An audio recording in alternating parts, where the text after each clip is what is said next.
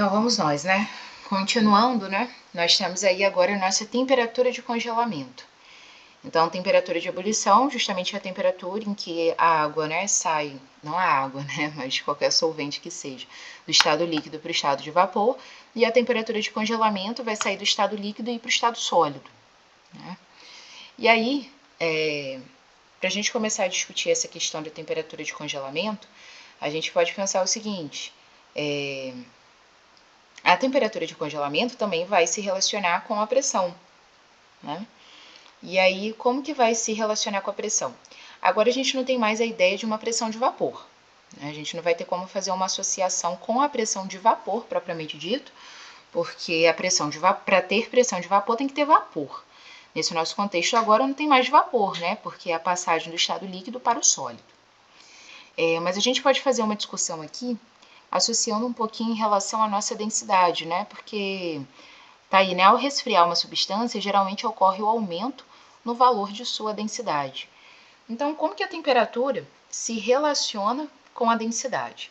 Para a gente poder pensar isso, primeiro a gente tem que ir lá no conceito de densidade, né? Densidade é uma relação que a gente tem da massa sobre o volume. Então, a gente vai pensar o seguinte: se eu estou resfriando uma substância, no processo do meu resfriamento, as moléculas elas ficam mais juntas uma da outra. Enquanto que quando a gente tem aquecimento, as moléculas elas se afastam, né? Agora, quando tem o resfriamento, as moléculas elas ficam mais próximas uma da outra. Então, quando a gente tem esse resfriamento, se as minhas moléculas, então, estou discutindo o conceito de que eu tenho uma temperatura mais baixa. Se a temperatura é mais baixa e as moléculas estão mais juntas entre si, o volume vai diminuir, né? Porque as moléculas elas estão mais próximas entre si. Então, se o meu volume diminui, o que acontece com a densidade? Como a densidade é uma relação da massa sobre volume, a densidade e o volume relacionam-se entre si de forma inversamente proporcional. Então, quanto menor for o volume, maior é a densidade. Então, eu posso afirmar lá que quanto menor a temperatura, menor o volume, consequentemente maior a densidade. Então, é por isso que quando a gente resfria uma substância, a gente vai ter um aumento da densidade. Só que aí a gente pode pensar duas coisas. Primeira coisa que a gente pode pensar é um exemplo, vou dar esse exemplo aí que eu acho ele bem legal. Tudo bem que tem um pouquinho do envolvimento com gases, mas está diretamente associado.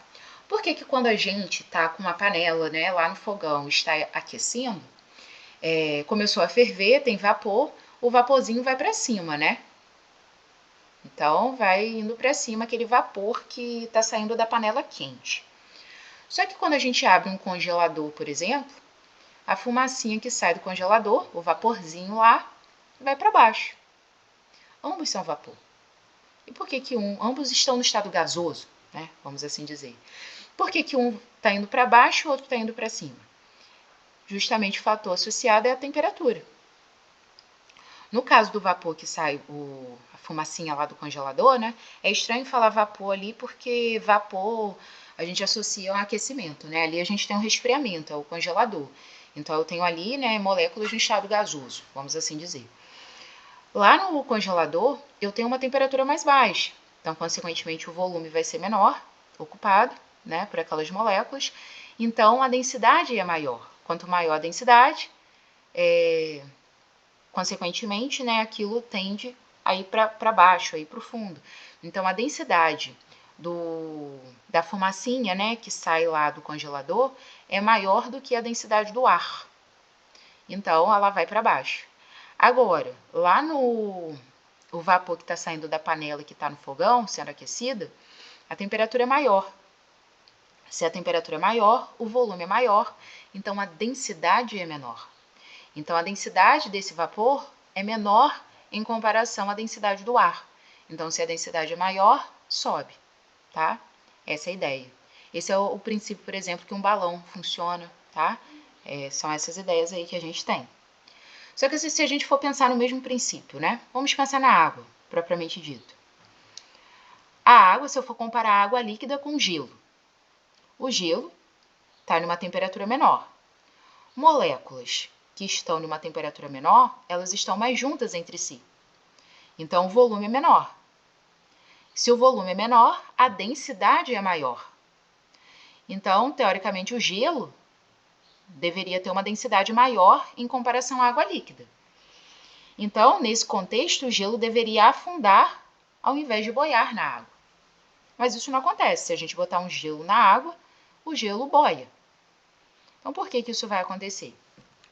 Aí, justamente, tá aí, né? A água possui um comportamento anômalo. Isso só acontece na água entre 0 e 4 graus Celsius. O que acontece com a água entre 0 e 4 graus Celsius?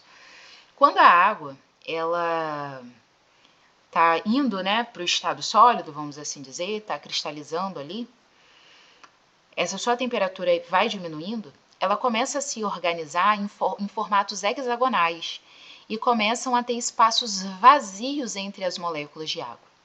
Com a água, quando a água vai para o estado sólido, ao invés do volume diminuir, o volume aumenta na água. E o fato do volume aumentar, a densidade acaba diminuindo da água no estado sólido. Então, se a densidade diminui, a densidade da água, né, como gelo no estado sólido, vai ser menor do que a água líquida. Então, é por isso que o gelo vai flutuar. Isso é uma das coisas mais lindas que a gente tem na natureza. Porque se não fosse assim, em locais que são muito frios, né, não teria como a gente preservar uma vida aquática, por exemplo, porque, consequentemente, a água ia congelar, né, nos rios, nos lagos, de baixo para cima. E se a água congelasse de baixo para cima, porque se fosse assim, o gelo seria mais denso, e se isso acontecesse, a gente não teria como ter vida, né, embaixo das águas. Então, a água, ela congela de cima para baixo, mas ainda ela não congela como um todo, né? E aí a gente tem um outro fenômeno que acontece aí, porque a água, ela congela na superfície e depois ela não continua congelando, ela para, porque justamente o gelo funciona como um isolante térmico. Depois que o gelo ele é formado na superfície, impede a troca de calor. E aí a gente consegue manter a água líquida abaixo do gelo e aquele rio, aquele lago que seja, não continua congelando, tá bom? Essa é a ideia que a gente tem ali. E aí a gente pode pensar, porque tá ali, ó, quanto maior a pressão, menor a temperatura de congelamento. Então, mais baixa é a temperatura para aquele sistema sair do estado líquido e ir para o estado sólido. Isso que está querendo dizer. Então, a gente pode pensar o quê? Quanto maior a pressão for, mais as minhas moléculas, elas ficam juntas. Porque quanto maior é o volume.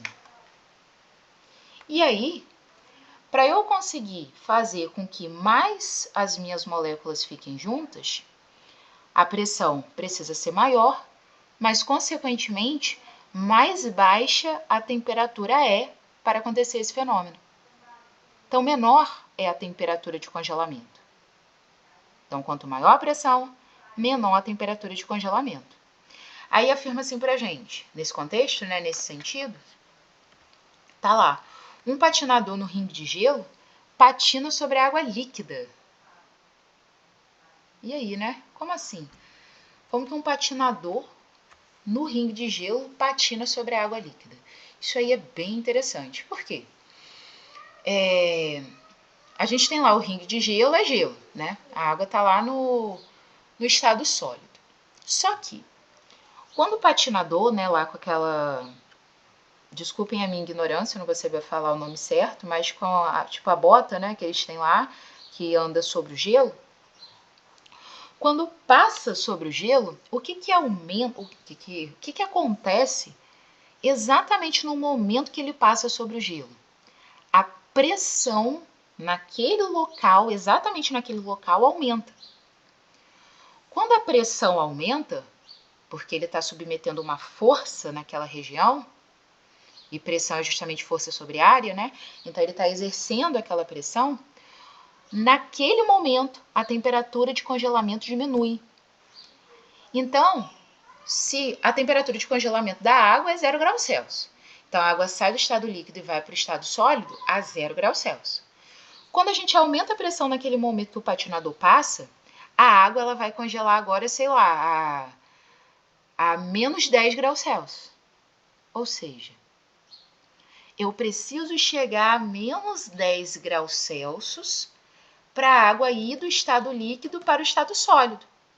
Mas se o meu meio está a 0 graus Celsius, no momento que o patinador passou, a água ela fica líquida. Porque no momento que ele passou, a pressão aumentou e a temperatura de congelamento caiu, e a temperatura ali naquele meio está a 0 graus Celsius, a 0 graus Celsius ainda a água não congelou naquela condição que a pressão aumentou. Então, exatamente no momento que ele passa, deixa de ser gelo e a água passa a ser líquida. Só que depois que ele passou, a pressão diminuiu, a temperatura de congelamento aumentou, volta a ser de 0 graus Celsius, a pista volta a ser gelo, certo? Isso acontece em segundos, frações de segundos, né? Mas acontece. A gente não consegue ver, né? A gente nem vê o fenômeno acontecendo, porque realmente ele acaba sendo muito rápido, tá? Mas acho que é bem interessante. E aí, chega a nossa crioscopia. Por quê? A ebulioscopia foi o estudo da diminuição. A ebulioscopia, só para não falar errado, é o estudo do aumento da temperatura de ebulição pela adição de um soluto, porque a gente tem mais forças, né, intermoleculares, precisa de uma temperatura maior para sair do estado líquido e para o estado de vapor se tiver soluto. A crioscopia vai ser o contrário. É o estudo da diminuição da temperatura de congelamento de um solvente pela adição de um soluto não volátil. Então, o que vai acontecer? Quando eu adicionar um soluto não volátil, eu vou ter mais moléculas no meu meio. E aí, para eu conseguir congelar aquele meio, fazer com que essas moléculas elas fiquem mais juntas entre si e vão para o estado sólido, eu vou precisar de uma temperatura menor para eu conseguir fazer isso. Para essas moléculas elas conseguirem ficarem mais juntas entre si e ir para o estado sólido.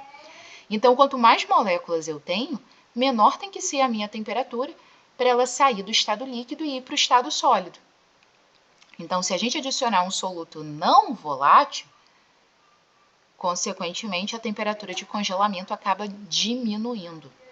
Então, para ir do estado líquido para o estado sólido, eu preciso de uma temperatura mais baixa. E aí, o curioso é isso aqui, ó, crioscopia. Estamos no tópico crioscopia. Aí eu botei a mesma pergunta. Por que colocar aditivo no radiador do carro melhora a eficiência do sistema de arrefecimento?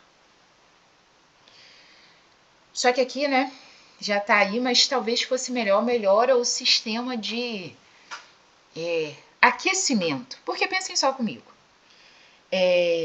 Vamos supor, porque lá na ebulioscopia, quando a gente discutiu, qual era a ideia?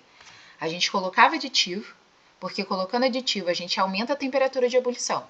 Então a água ela fica em um intervalo maior de tempo, vamos assim dizer, no estado líquido. Porque só quando alcançar a temperatura de ebulição que é mais elevada, que ela iria para o estado de vapor. Então o aditivo faz isso, aumenta a temperatura de ebulição. Então aquele sistema, ele fica por mais tempo numa temperatura mais baixa, vamos assim dizer, né? Aí pensem só, se eu tiver em um local que a temperatura já é baixa,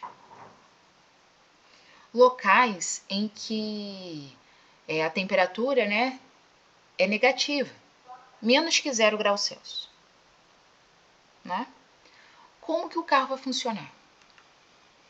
Porque lá, anteriormente, no nosso contexto, a ideia é evitar que a água ferva.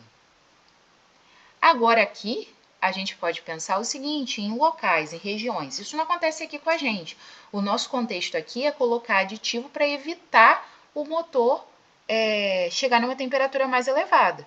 Só que em locais que tem temperatura negativa, a gente vai usar o aditivo para poder evitar que a água congele, né? E como que isso vai acontecer? É o princípio que a gente terminou de ver. Quando a gente colocar o aditivo, a temperatura de congelamento vai ser menor. Se a temperatura de congelamento vai ser menor, se a água ela congela 0 graus Celsius, se eu colocar o aditivo, essa temperatura vai diminuir, então a água agora vai congelar, sei lá, menos 8 graus Celsius, tá? Tô chutando aqui, tá, pessoal? Menos 8 graus Celsius. Então, em um local que a temperatura é de menos 2, a menos 2 graus Celsius, a água ainda não terá congelado devido à presença do aditivo. Porque quando a gente colocar o aditivo, eu estou adicionando o soluto não volátil, estou diminuindo a temperatura de ebulição. Então, em um local a menos 2 graus Celsius, a água ainda vai estar líquida e não vai ser congelada. Essa água só vai congelar quando a temperatura alcançar menos 8 graus Celsius. Mas com aditivo, a gente melhora essa eficiência, porque a gente evita com que a água congele. Tá bom? Então, essa seria a ideia aí da adição do aditivo, tá bom? E aí eu coloquei aqui pra gente um pouquinho do nosso diagrama de fases, tá? Desculpa esse batuque aí, começaram a batucar aqui, não sei se está atrapalhando muito a aula. Mas o nosso diagrama de fases, nós temos aí 3 regiões. Então, nós temos aí a região do sólido, do líquido e do gasoso. É justamente uma organização que a gente vai fazer. A gente pode ter, por exemplo, informações que a gente precisa tirar do gráfico. E aí a gente tem aqui, ó, essa região, qualquer ponto nessa região a gente vai ter a substância no estado sólido, nessa no estado líquido e nessa no estado gasoso. Esses estados, quando aparece um diagrama de fase pra gente, obviamente não vai aparecer, vai estar só o diagrama, tá? E aí, quando a gente tem esse ponto aqui de encontro, a gente vai falar que aqui é onde coexiste as 3 fases, tá? Então, ali a gente estaria com a coexistência tanto do estado sólido, do estado líquido e do estado gasoso, tá bom?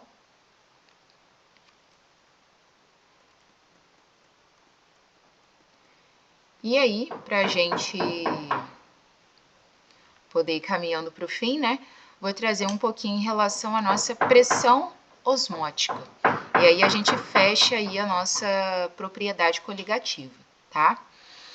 Então, o que é essa pressão osmótica? Primeiro a gente tem que conceituar, né, o que é a osmose, propriamente dito, né? Aí fala que na osmose o fluxo de solvente será sempre da solução menos concentrada em direção à solução mais concentrada. Então, é da solução hipotônica para a solução hipertônica. E aí, como que isso vai acontecer, né? Por que isso acontece na realidade? É justamente para o sistema entrar em equilíbrio. Esse sistema entra em equilíbrio quando as concentrações se igualam. Então, a gente tem aqui um tubo em formato de U, a gente tem aqui uma membrana, que é uma membrana porosa. Essa membrana porosa só permite a passagem do solvente, não a do soluto. Então, consequentemente, a osmose vai fazer com que a água pura, que é o meu solvente, vá para o lado na qual eu tenho a solução, porque ali eu vou ter uma maior concentração, visto que eu também tenho soluto. Então, essa água, ela caminha em direção à solução. E aí, consequentemente, a gente vai ter aí esse lado direito vai ficar mais diluído, porque justamente foi água, né, para esse lado.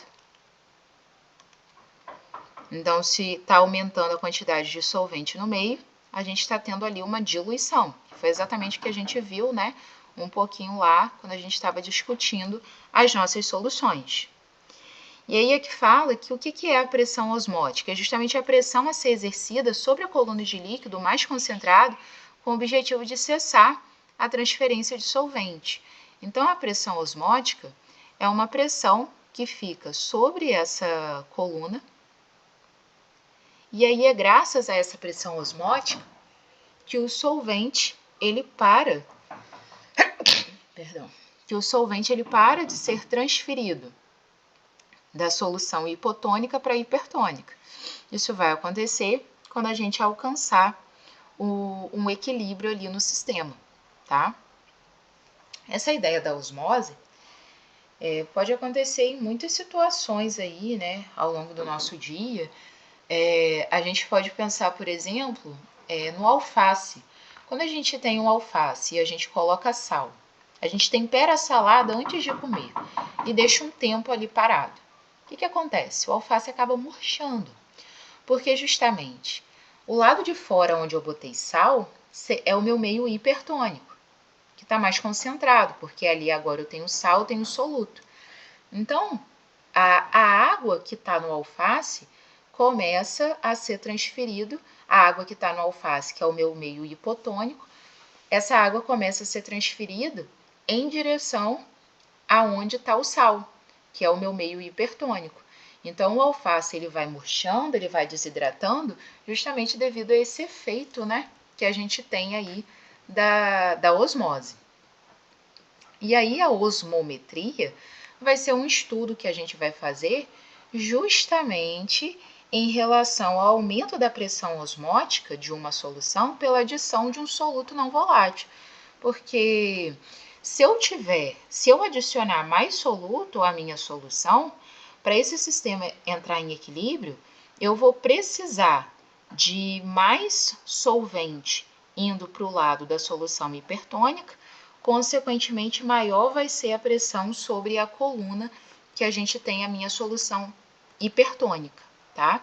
E aí a gente pode calcular essa pressão osmótica multiplicando a molaridade vezes o R, vezes o T e vezes o I. O R é uma constante que a gente vai ter, o T é a temperatura e o I é esse fator de Van Hoff. O fator de Van Hoff vai estar diretamente associado à quantidade de íons que a gente vai ter em solução. Quanto mais íons a gente tiver em solução, maior vai ser a concentração da solução, então maior vai ser esse fator. Então, a gente pode perceber que se mudar o sal, consequentemente vai mudar o fator de Van Hoff. Então, olha só, aqui eu tenho dois sais, que é o NaCl e o CaCl2. Quando acontece a dissociação desses sais, né, então aqui a gente está em um meio aquoso, então aqui tem água, quando acontece a dissociação, aqui eu formo um mol de Na e um mol de Cl-. Então, eu falo que o meu fator é de 2, porque eu somo o número de mols. Só que no CaCl2 eu tenho 1 mol de Ca mais 2 e 2 mols de Cl-. Então, eu vou ter um fator de Van Hoff de 3, porque 1 mais 2 vai dar 3. Então, o efeito coligativo no CaCl2 vai ser maior do que no NaCl, porque a quantidade de íons que a gente tem no meio é maior, tá? Agora, quando eu tenho soluto que é molecular, que não é iônico, né? Os dois sais aqui é um soluto iônico, formado por ligação iônica. Quando eu tenho um soluto molecular, eu tenho um soluto formado por ligação covalente. Então, acaba que soluto covalente não vai formar íons, só se for um ácido. Se não for um ácido, não forma íons, então o fator de Van Hoff sempre é 1, porque ele só muda de estado, né? Antes ele era sólido, em água vai ficar aquoso, mas o número de mols não vai mudar, tá? Isso só mudaria se a gente tivesse um soluto molecular, mas que fosse um ácido. Então, se eu tenho aqui, ó, o HCl em água, eu formaria o H+, mais o Cl-. Aí, o meu fator de Van Hoff seria 2, porque eu tenho um mol de H+, e um mol de Cl-. Isso só vai acontecer em solutos que são moleculares, mas que são ácidos, tá bom? Então, essa é a ideia da pressão osmótica.